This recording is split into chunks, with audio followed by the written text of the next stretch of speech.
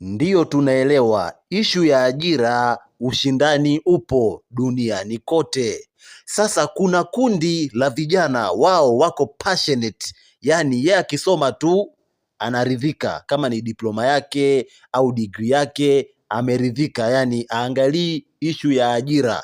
Sasa kama wewe ni kijana una passionate na mambo ya wanyamapori na unajiuliza, je, nisome kozi gani ambayo itanisaidia au inaendana na mambo ya wanyamapori? Basi hii video inakuhusu, twende pamoja mpaka mwisho. Kozi namba 1 ni Wildlife Management.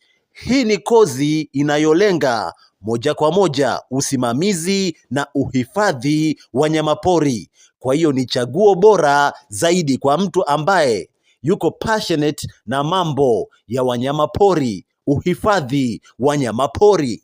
Kozi namba 2 ni Tourism Management.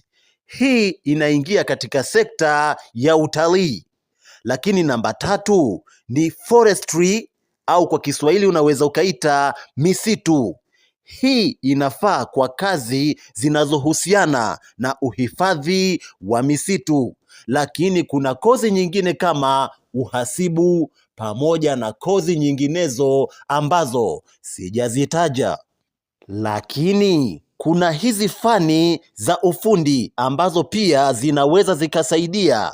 Kuna fani kama ufundi umeme, ufundi magari, uchomeleaji, ufundi bomba, ufundi AC, fani ya ujenzi, ushonaji pamoja na fani nyinginezo ambazo sijazitaja. Asante sana.